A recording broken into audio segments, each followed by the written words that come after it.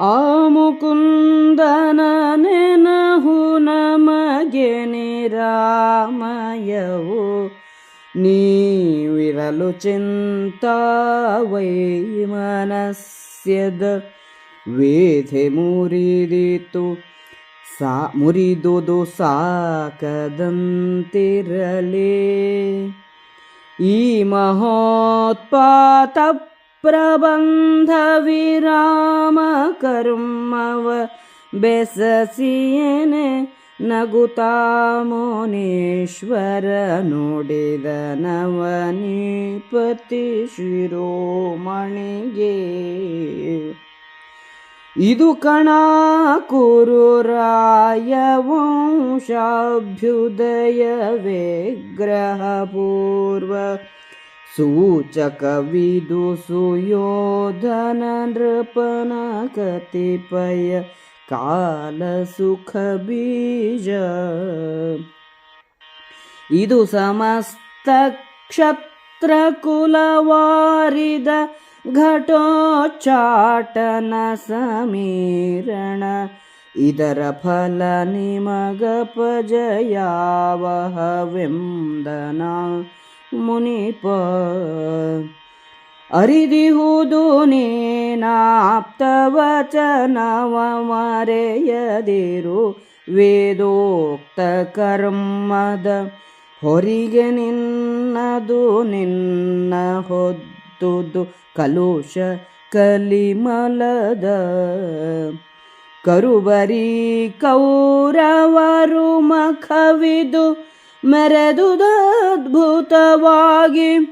ನಿನ್ನನು ಮುರಿವರಲ್ಲದೆ ನಿಮ್ಮವರು ಸೈರಿಸುವರಲ್ಲೆಂದ. ನುಡಿಯದಿರ ಸತ್ಯವನು ರಾಜ್ಯವ ಬಿಡು. ವಿಭಾಡಿಸಿ ನಿನ್ನ ವಧುವಿನ ಮುಡಿಗೆ ಹಾಯ್ದರೆ ನೀನ ಧರ್ಮದ ತಡಿಯ ನಡರದಿರು. ಒಡಲುಗೂಡಿ ಸಮಸ್ತ ಧನವಿದು ಕೆಡುವುದಗದ ಮೋಕ್ಷ ಲಕ್ಷ್ಮಿಯ.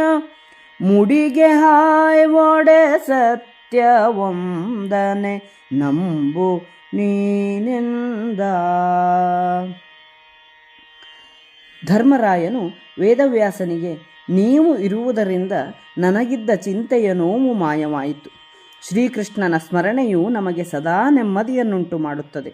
ಅದು ಹಾಗಿರಲಿ, ಈ ಮಹಾ ಉತ್ಪಾತಗಳ ದುಷ್ಪರಿಣಾಮವನ್ನು ನಿಲ್ಲಿಸುವ ಕ್ರಮವನ್ನು ಹೇಳಿರಿ ಎಂದನು.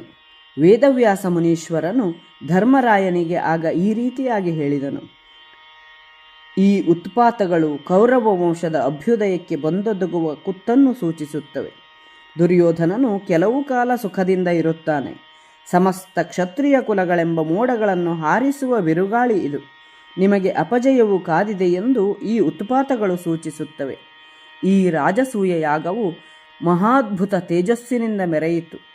ಕೌರವರು ಹೊಟ್ಟೆ ಕಿಚ್ಚಿನಿಂದ ನೊಂದಿದ್ದಾರೆ. ನಿನ್ನನ್ನು ಹೇಗಾದರೂ ಭಂಗಕ್ಕೊಳಪಡಿಸಿ ಮುರಿಯುತ್ತಾರೆ. ನಿನ್ನ ಏಳಿಗೆಯನ್ನು ಅವರು ಸೈರಿಸುವುದಿಲ್ಲ. ನೀನು ವೇದೋಕ್ತ ಕರ್ಮಾಚರಣೆಯನ್ನು ಬಿಡಬೇಡ. ಆಪ್ತ ವಾಕ್ಯವನ್ನು ಮರೆಯಬೇಡ. ಕಲ್ಮಶವು ನಿನ್ನ ಹತ್ತಿರಕ್ಕೂ ಸುಳಿಯುವುದಿಲ್ಲ. ಅಸತ್ಯವನ್ನು ಆಡಬೇಡ. ರಾಜ್ಯವನ್ನು ಕಳೆದುಕೊಳ್ಳಲು ಹೆದರಬೇಡ. ದ್ರೌಪದಿಯ ಮುಡಿಯನ್ನು ಹಿಡಿದೆಳೆದರೂ ನೀನು ಅಧರ್ಮಕ್ಕೆ ಮನಸ್ಸು ಕೊಡಬೇಡ. ಸಮಸ್ತ ಐಶ್ವರ್ಯವೂ ದೇಹವೂ ನಾಶವಾಗುವಂತಹವು. ಮೋಕ್ಷ ಲಕ್ಷ್ಮಿಯನ್ನು ಪಡೆಯಲು ಸತ್ಯವೊಂದನ್ನೇ ಅವಲಂಬಿಸು ಎಂದರು.